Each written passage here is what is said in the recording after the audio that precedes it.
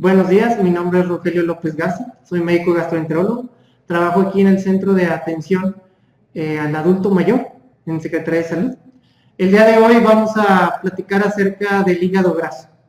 Vamos a iniciar la plática. ¿A qué se le llama hígado graso? Bueno, la enfermedad del hígado graso conforma un espectro de varias enfermedades que afectan, como bien lo dice, el hígado. Se producen principalmente en pacientes que no tienen un consumo crónico de alcohol. Es uno de los datos principales para poder diferenciar el hígado graso alcohólico del no alcohólico, el consumo de alcohol. Hay tres aspectos principales en esta enfermedad. Uno es la esteatosis simple, la otra es la esteatohepatitis y la cirrosis. La plática del día de hoy se va a enfocar principalmente al manejo de la esteatosis simple y la esteatohepatitis. Esta enfermedad, a pesar de que, como creemos, solamente afecta el hígado, es una enfermedad multisistémica que llega a afectar algunos otros órganos extrahepáticos. Hay que reconocerla que actualmente es la causa más común de hepatopatía crónica en pacientes occidentales. O sea, generalmente tenemos nosotros el estereotipo que la principal causa de cirrosis en nuestro país es el alcohol. En nuestro país sí. Sin embargo, en países industrializados de primer mundo, Europa, Estados Unidos, Canadá, la principal causa de cirrosis actualmente es hígado graso. Se predice que esta enfermedad, dentro de algunos 20 años, va a ser la principal causa de trasplante hepático para el 2030. Es por eso la importancia de esta enfermedad actualmente. Bueno, hablar de hígado graso, tenemos que hablar de dónde viene. Es muy importante conocer y saber que el hígado graso proviene del síndrome metabólico. Muchos especialistas, expertos en el tema, refieren que el hígado graso es la manifestación hepática del síndrome metabólico. Como bien sabemos, el síndrome metabólico es un conjunto de anormalidades que son causa o consecuencia de resistencia a la insulina, que coexisten principalmente en pacientes con obesidad, sobrepeso y sedentarismo. Hay que recordar que para el diagnóstico del síndrome metabólico se requieren 3 criterios de 5. ¿Cuáles son esos criterios? Pues la obesidad principalmente. Que la circunferencia abdominal en el hombre sea mayor a 102 centímetros y en la mujer mayor a 88 centímetros. La presencia de dislipidemia, principalmente de triglicéridos mayor a 150 miligramos por decilitro. También, asimismo, la dislipidemia de tipo hipercolesterolemia y la disminución del HDL, la presencia de HDL menor a 40 en el hombre y menor a 50 en la mujer. Asimismo, el componente del síndrome metabólico es la hipertensión, una presión arterial mayor a 130/80 y una glucosa en ayuno mayor a 110. Actualmente, como bien les comenté, el hígado graso es el componente hepático del síndrome metabólico y es muy importante integrar en el paciente que tengamos con síndrome metabólico, diabetes, presión alta o dislipidemia, esta otra patología. En cuanto a la epidemiología de la enfermedad, la prevalencia en nuestro medio realmente no se conoce con exactitud. Los datos que tenemos son provenientes de países industrializados de primer mundo, como los mencionan muchos, Europa, Estados Unidos. En aquellos países se menciona que hasta el 20-30% de su población padece esta enfermedad. Como he comentado desde el principio, esta enfermedad, como se asocia a la obesidad, se han hecho varias correlaciones con el índice de masa corporal. ¿Y qué se ha encontrado? Se ha encontrado que en las personas consideradas con obesidad, con un índice de masa corporal mayor a 30, tienen síndrome metabólico e hígado graso en un 65%. Y los pacientes que llegan a tener obesidad mórbida presentan hígado graso hasta en un 85%. Ahora, hay sus excepciones a la regla, como en todo en medicina. Hay pacientes que también van a tener hígado graso sin ser obesos. Sin embargo, es una proporción menor. Esa la han encontrado los expertos solamente en el 15% de los casos. Como bien les comenté, la enfermedad más asociada al hígado graso es la obesidad. La segunda en frecuencia es la diabetes mellitus. Esta entidad se asocia hasta en un 70% de los casos. Y la tercera en frecuencia es la hipertrigliceridemia, que también la llegamos a observar frecuentemente. En cuanto a los datos de epidemiología de esta enfermedad, en los países industrializados, como en Estados Unidos, Se ha observado que en cuanto a las razas, afecta principalmente a personas de origen hispano, a diferencia de los afroamericanos o los caucásicos, que es más prevalente en hombres y que la edad en la que se llega a diagnosticar es entre la 6ª y la 8ª década de la vida. Así como ya mencionamos el síndrome metabólico como el principal factor de riesgo para esta enfermedad, también existen otros factores de riesgo que incrementan el depósito de grasa en el hígado. ¿Cuáles son? Algunos fármacos. Se ha documentado que existen otros fármacos que predisponen al acúmulo de grasa en este órgano, como son los esteroides, la amiodarona, los estrógenos, el tamoxifeno, el metrotexate y hasta algunos antiinflamatorios. También se ha visto asociada a ciertos procedimientos quirúrgicos, como la resección extensa de intestino delgado y como algunas otras enfermedades, como la apnea obstructiva del sueño y el síndrome de ovarios poliquísticos. En cuanto a la patogenia, el principal factor causal de esta enfermedad es la resistencia a insulina, por lo que podemos ver pues está muy relacionado a lo que es la obesidad y la diabetes mellitus. También hay otros factores que inician y perpetúan esta enfermedad, como es el aumento de la síntesis hepática de ácidos grasos, la lipogénesis hepática, la disminución de la degradación de ácidos grasos en el hígado, como es la disminución de la beta-oxidación, y alteraciones en la secreción hepática de estos ácidos grasos, que contribuyen las tres a un acúmulo de grasa en este órgano vital. También se ha visto que está asociado a un estado de inflamación crónica, donde hay aumento de los reactantes inflamatorios como la adiponectina y factor de necrosis tumoral, todo esto perpetuando la enfermedad. Hoy en día, como les comento, se considera que el principal factor de riesgo y que debemos llevar nosotros a casa como el dato más importante es la resistencia a insulina. Por eso es que mucho del tratamiento que vamos a ver más adelante está enfocado en tratar esta patogénesis. Como bien les comenté, la principal teoría es la resistencia a la insulina. Sin embargo, anteriormente, hace algunos 20, 30 años, existe otra teoría y que todavía se sigue comentando como una posibilidad. Es la teoría de los 2 hits, que esta enfermedad está provocada porque hay 2 golpes que provocan la afección en el hígado perpetuando esta patología.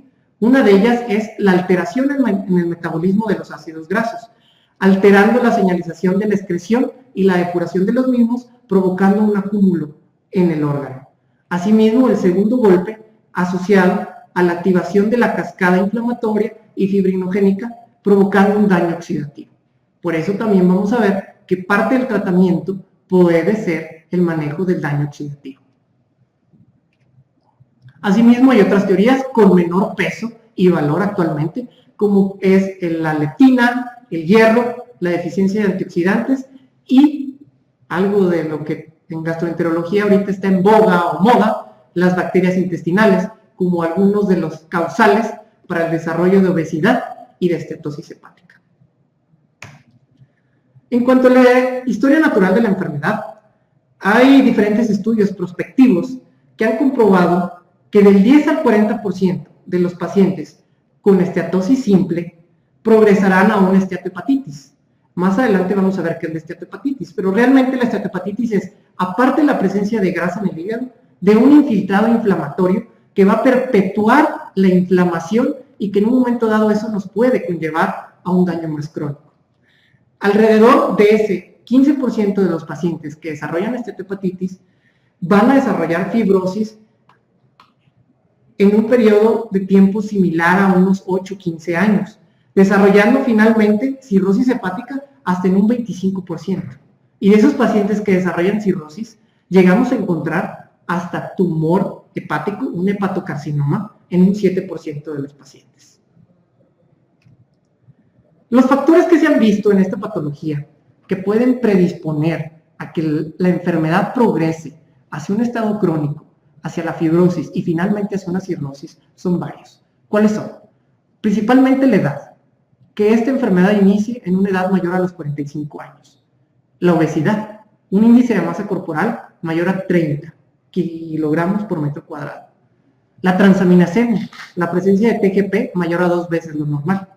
La hipertrigliceridemia y la presencia de otras comorbilidades, como ya hemos estado hablando de ellas, como la diabetes mellitus, el síndrome metabólico, y la apnea obstructiva del sueño.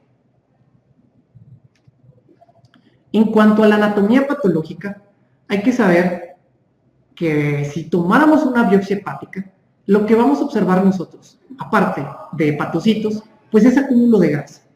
¿Y qué es esa grasa que vamos a observar? Pues principalmente son triglicéridos. Nosotros la vamos a observar como unos glóbulos de grasa aumentados de tamaño, grandes. Es lo que los patólogos comentan como esteatosis macrovesicular, porque hay también esteatosis microvesicular asociada a otras enfermedades que el día de hoy no nos compete hablar de ellas. Es importante que el criterio clínico definitivo de esteatosis hepática es la biopsia hepática, y hay que encontrar un porcentaje mayor al 5% del campo lleno de glóbulos de grasa para dar el diagnóstico definitivo de la enfermedad. Asimismo, de acuerdo a lo que observa el patólogo en la biopsia, nos puede diferenciar si es una enfermedad leve, moderada o severa, o sea, el grado de la enfermedad. ¿Y eso de acuerdo a qué? A la cantidad de adipocitos o de acúmulo de triglicéridos que él observe en el campo visual. Si observa que el campo visual está lleno de adipocitos de un 6 a un 33%, es una esteatosis leve. De un 33 a un 66%, una esteatosis moderada, y pues una esteatosis mayor al 66% sería considerada una esteatosis severa. Desde el principio hemos estado hablando de la esteatohepatitis. Y bueno, finalmente, ¿qué es la esteatohepatitis? La esteatohepatitis corresponde a la presencia de grasa en el tejido hepático, pero asociado a la presencia de un infiltrado inflamatorio que condiciona una degeneración del hepatocito en forma de balón. Los patólogos lo llaman a esto una degeneración balonizante del hepatocito. Se observa como si fuera un balón de fútbol americano. Asimismo, nosotros podemos observar de tal inflamación y tal proceso oxidativo a este nivel, la infiltración de cuerpos eosinofílicos que los patólogos llaman cuerpos de Mallory. ¿Y qué condiciona esta esteatohepatitis? Pues bueno, como hace un momento comenté, parte de la historia natural de la enfermedad es el progreso de una esteatosis simple a un proceso inflamatorio que va haciéndose un ciclo, perpetuándose, hasta llegar finalmente a una fibrosis, lo que puede ocasionar puentes, fibrosis en puente, hasta condicionar una cirrosis hepática. Aquí les muestro imágenes de cortes histológicos donde quiero aterrizarles lo que les he estado platicando. En la imagen de la izquierda van a poder ustedes observar el tejido hepático con presencia de abundantes imágenes redondeadas blanquecinas. Eso significaría la presencia de grasa acumulada dentro del hepatocito. Esto es lo que yo les menciono que es el campo visual del patólogo. De acuerdo a lo que él observa, él nos va a diferenciar si es leve, moderada o severa, de acuerdo a la cantidad de infiltración grasa en este corte. En la imagen de la derecha van a observar la presencia de un infiltrado inflamatorio remarcado con unas flechas delgadas, donde se observa la presencia de monocitos y neutrófilos. Y en las flechas más pequeñas, pero más agrandadas, más gorditas, podemos observar cómo se ve el hepatocito con degeneración balonizante y el infiltrado eosinofílico en el hepatocito que les comentaba de cuerpos de Mallory. La imagen de la derecha es una esteatohepatitis, mientras que la de la izquierda, que no tiene infiltrado inflamatorio ni cuerpos de Mallory, es una esteatosis simple. El diagnóstico de esta enfermedad. Generalmente los pacientes están asintomáticos, ¿sí? Debemos de sospecharlo en quiénes. En los pacientes que no consumen alcohol aumentado. ¿Y quiénes van a ser? Bueno, son los pacientes que consumen menos de 3 bebidas alcohólicas, hablando de hombres, al día. Y las mujeres, menos de 2 bebidas alcohólicas al día. Si tienen un consumo de alcohol mayor al que les estoy comentando, debemos sospechar que la presencia de grasa en ese hígado sea secundaria al alcohol y no al síndrome metabólico. Hay que sospecharlo en pacientes que tengan factores de riesgo, como les comenté desde un principio, obesidad, dislipidemia, diabetes, hipertensión. Y, fundamental, les vuelvo a reiterar, el no antecedente de uso crónico de alcohol. Generalmente, el diagnóstico de esta enfermedad es un hallazgo, es incidental. Generalmente el paciente va a consultar por algún otro problema, dolor abdominal, otra situación, y se documenta mediante algún estudio radiológico la presencia de esteatosis. O, en su caso, el paciente se hace estudios de rutina o estudios de laboratorio por alguna otra causa, y en las pruebas de función hepática se documenta una transaminasemia. Como les reiteré desde hace un momento, la mayoría de los pacientes son asintomáticos, pero hay un porcentaje pequeño de pacientes que pueden aquejar dolor abdominal vago en hipocondrio derecho, fatiga y malestar general. Se puede observar hepatomegalia, ya que la infiltración grasa puede provocar aumento del tamaño del hígado. Y en pacientes que ya tienen una progresión de esta enfermedad, una evolución prolongada, podemos llegar a encontrar datos de hepatopatía crónica. Dentro de la evaluación inicial del paciente que sospechemos con hígado graso, pues principalmente es buscar la presencia de esteatosis mediante imagen o histología. Ahorita vamos a ver cuáles son los estudios indicados y cuándo debemos de hacer una biopsia hepática y cuándo. Dentro de las pruebas de laboratorio, el principal son las pruebas de función hepática.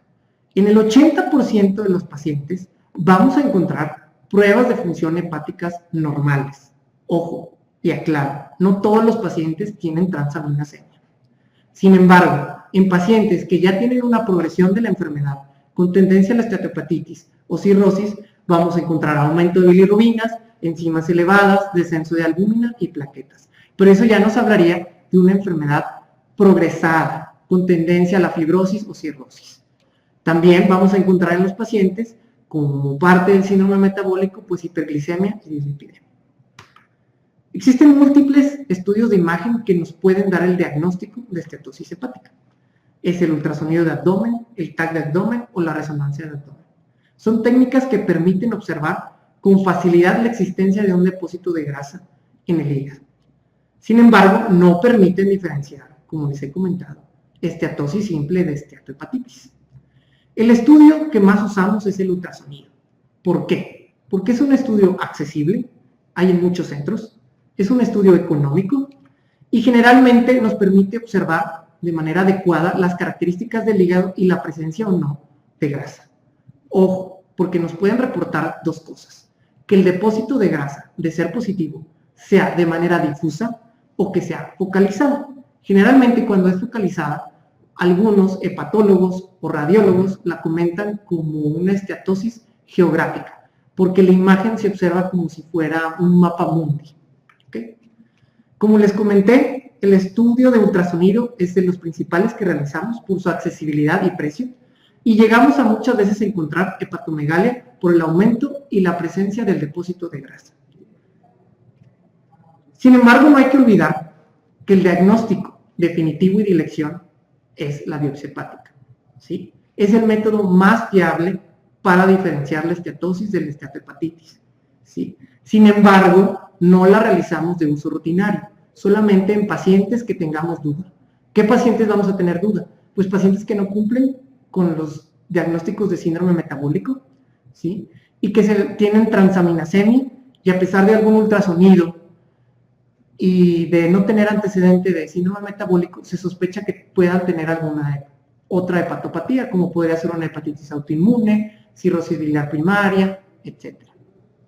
Actualmente, para poder predecir si el paciente tiene fibrosis o cirrosis, en vez de hacer la biopsia hepática, existen nuevos estudios, que no es el motivo de esta plática, pero para que conozcan, ese estudio es el FibroScan. Es una técnica ultrasonográfica, es como un ultrasonido más sofisticado, que lo que mide es la velocidad de la propagación de señales. Envía unas señales a ese ultrasonido y las capta. Y de acuerdo a la resistencia que muestra el tejido del hígado, nos da un reporte de la elasticidad de las mismas, y de acuerdo a ese reporte podemos diferenciar si el paciente tiene fibrosis o cirrosis sin tener que hacer una biopsia hepática, la cual, como bien sabemos, tiene sus riesgos de sangrado y de hasta perforación. El tratamiento de esta enfermedad va a estar enfocado en manejar las comorbilidades que la aquejan. ¿Cuáles son? La obesidad, la diabetes y la dislipidemia.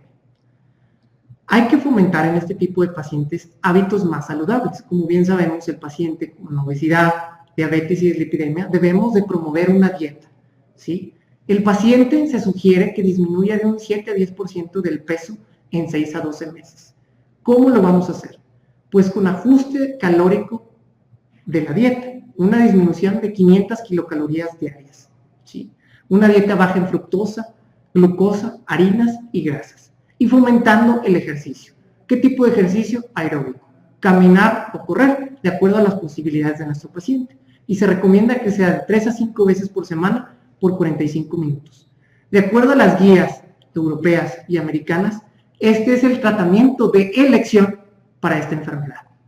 Existen medicamentos que ayudan, como vamos a ver más adelante, a promover la disminución de la resistencia a la insulina o disminuir el daño oxidativo a nivel hepático. Sin embargo, lo que está comprobado que es de elección para tratamiento de esta enfermedad es la dieta y el ejercicio.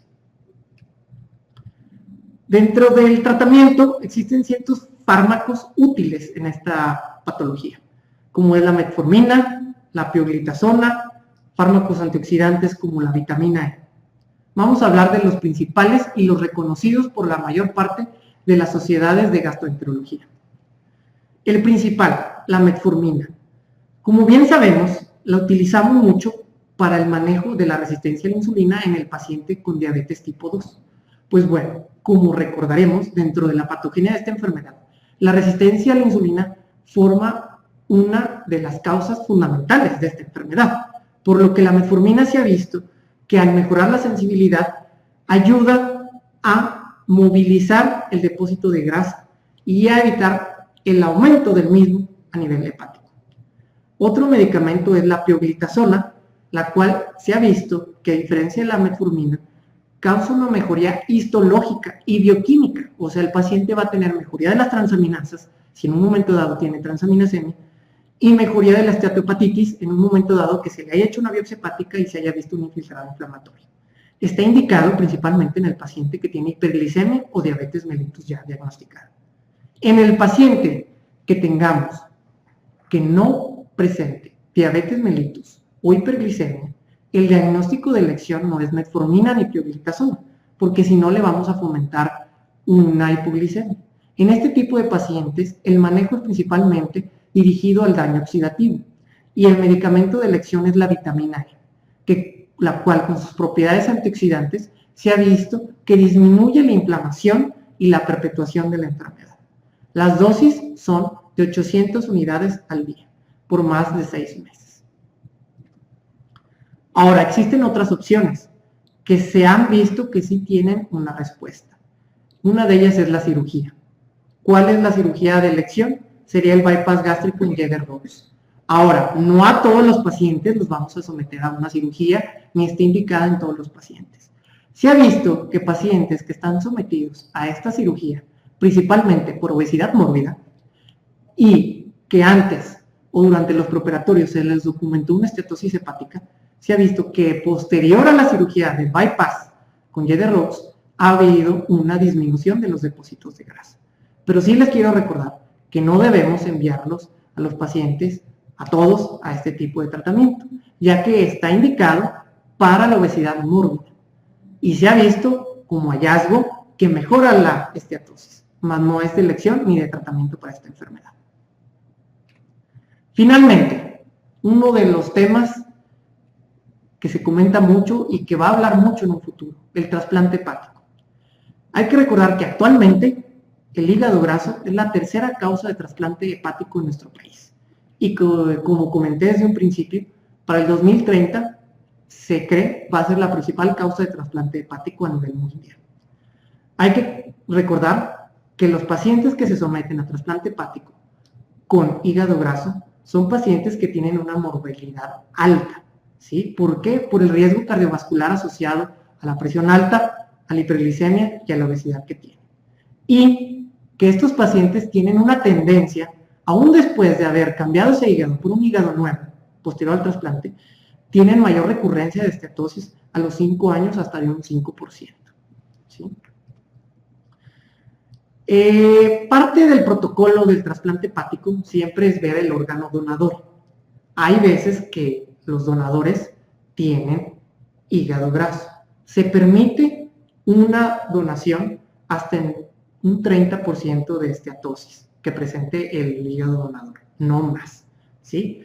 Y los injertos con más del 60% de grasa, o sea, que el donador tenga más del 60% de grasa en su hígado, no se aceptan por el riesgo de que condicionen mayor morbilidad al paciente al que se le esté donando. ¿Okay? En cuanto al pronóstico, los pacientes con hígado graso, en general, pues la sobrevida está disminuida, no por la enfermedad del hígado graso, principalmente son las enfermedades cardiovasculares las que pueden condicionar la muerte del paciente. Y en un segundo plano, las enfermedades asociadas a la hepatopatía crónica o neoplasias por la obesidad. El pronóstico va a depender principalmente de los hallazgos que en un momento dado se vean en la histología y de cómo vaya evolucionando la enfermedad del paciente. ¿Sí? Hay que recordar que solamente el 1% de los pacientes mueren de causas relacionadas al hígado, comparado con el 11% de las esteatohepatitis que desarrollan cirrosis o mueren de enfermedad hepática en 15 años. Espero que les haya servido, les sea de utilidad esta plática. Como quiera, cualquier duda o pregunta me las pueden mandar vía correo electrónico. Les doy mi correo electrónico, es dr.rogelio.lopez@gmail.com. Cualquier cosa, estoy para servirles y espero que les haya sido de utilidad.